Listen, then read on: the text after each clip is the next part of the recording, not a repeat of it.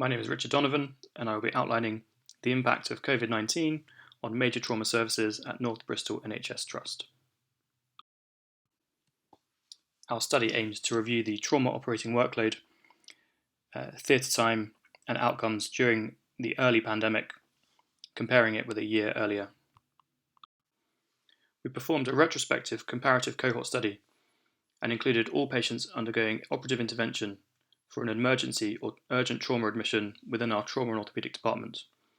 We collected data on anatomical area of injury, mechanism of injury, operative procedure, type of anaesthesia, total theatre time, complications, and mortality at 30 days, and we compared April 2020 with April 2019. During the pandemic, there was a 25% decline in trauma admissions and a 30% decline in the volume of operations performed. The mean age of patients admitted also was higher at 71 compared to 60. However, there was no significant difference in the volume of admissions for polytrauma, open fractures, prosthetic joint infections, and pathological fractures. With respect to mechanism of injury, there was a relative decrease in injuries from road traffic accidents and sports or recreational activities. However, there was a relative increase in falls from bicycles and horses, as well as overall from low energy falls and trauma. Alterations in the mode of anaesthesia were also noted, with a significant decrease in the use of general anaesthetic, and this was in favour of a significant increase in the use of spinal anaesthesia. Interestingly, the mean operative time during the pandemic only increased by 14 minutes.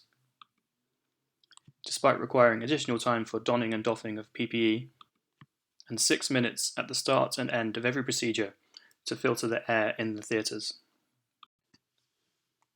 Mild increases in the complications and mortality at 30 days were noted in April 2020 compared to the year prior. However, these were not significant. During the pandemic, of the patients who underwent surgical interventions, only 44% were swabbed for COVID-19. Of those who underwent the swab, only 4 patients tested positive within our department, which calculates to 8.5%. This is roughly the positive test rate that was in the population at the time. We also performed a subgroup analysis of patients admitted with neck and femur fractures, with 49 patients in each year group.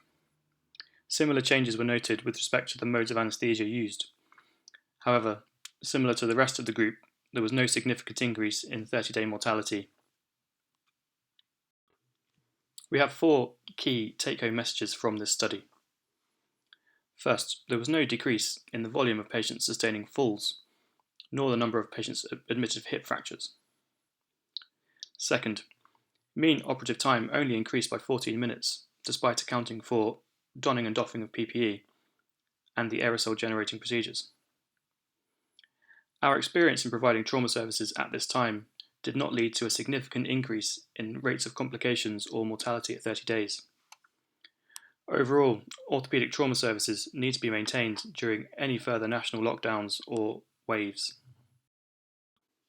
We have recently published a paper on this matter, where we go into more depth about our experience during the COVID-19 pandemic.